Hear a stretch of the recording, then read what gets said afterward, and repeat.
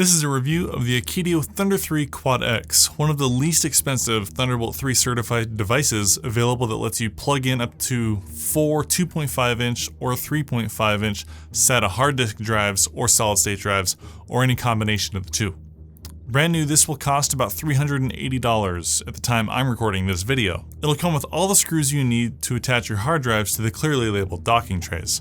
To access the trays, you simply press on the bottom of the magnetic faceplate and it comes right off. The trays are super easy to install and uninstall with a big thumb screw on the top. It's got plenty of connectivity on the back. It's got 2 certified Thunderbolt 3 USB-C ports, 1 DisplayPort 1.2, which is good for 4K up to 60 Hz. So using this device, you can charge your laptop and use additional displays while connected to all your hard drives. To connect to one of the old garbage can Mac Pros or any other Thunderbolt 2 capable device, you need to use one of the Thunderbolt 2 to Thunderbolt 3 converters that Apple sells. You don't have to worry about throughput though, because the PCIe to SATA controller limits the maximum speed of each drive to around 370 megabytes per second. In my own experience, I was reaching between 320 and 350. This means even if you were to stripe 4 SSDs into a RAID 0, the difference between Thunderbolt 2 and Thunderbolt 3 would mean a maximum of only 7% difference. So Thunderbolt 2 can get up to about 1375, and Thunderbolt 3 with this device will let you get up to 1480. Again, that's only a 7% difference, so you don't need to go buy a new iMac Pro just to use this hard drive bay. The fan noise is only 17.7 decibels, with a switch to disable the fan if you feel like that's too loud. Now, I can tell you from using this that the fan is super quiet. In fact, I have it turned on behind me during recording this whole video. So just to show that you can record video with this in the same room, it's not loud at all. Now you can turn the fan off, but they recommend not doing that for more than 30 minutes because that could potentially lead to heat damage on your hard drives. Now there are some handy people that have replaced the fans that come pre-installed on this device.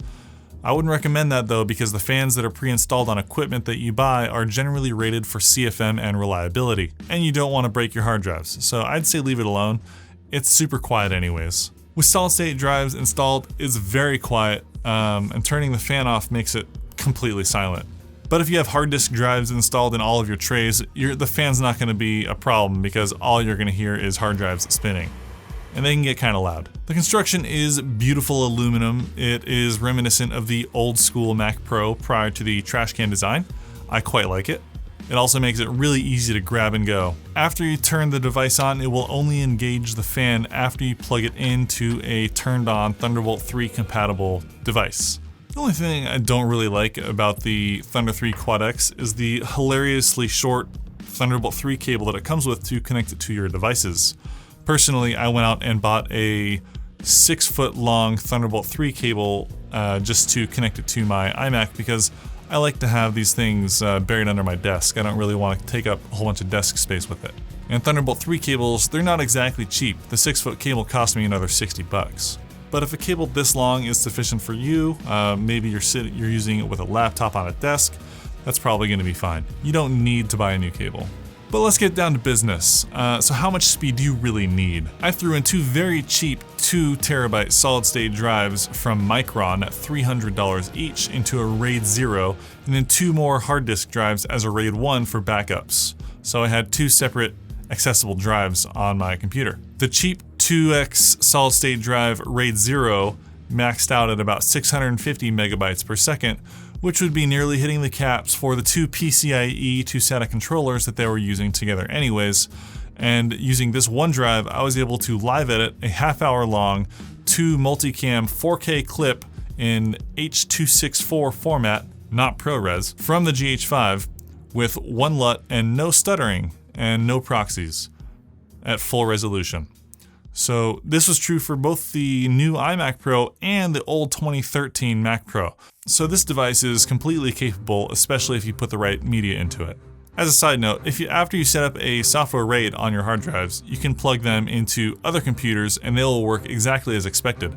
I also tested 4 7200 RPM hard disk drives in a RAID 0, and I was reaching the same speed, around 650 megabytes per second, for read and write. I used cheap $85 hard disk drives off of eBay at 4 terabytes each, making a Thunderbolt 3 certified 16 terabyte RAID drive for only $720. I'll be going over my own 4K editing RAID setup, including how to create, delete, or otherwise manage software RAIDs in more detail in another one of my videos, so make sure you subscribe if you want to learn a little bit more about that. All in all, this was a super fun video to make, and I was only able to review the Thunder3 Quad X because I reached out to Akitio and asked if they would send one out for a review. And they did. They knew going into it that I'd be providing my own honest feedback, and after a few weeks of heavy use, I've had very few negative things to say about it. So thank you to Akitio. If you liked this video, please hit the like button. It'll motivate me to review more cool things. Also, hit that bell after you subscribe, and then also follow me on Twitter, on Instagram, and on Facebook. And then make my YouTube channel your homepage, and make sure you refresh my page every single day just to make sure I didn't post any more videos. I'm just kidding, that's borderline stalker behavior. I'll just see you in the next one.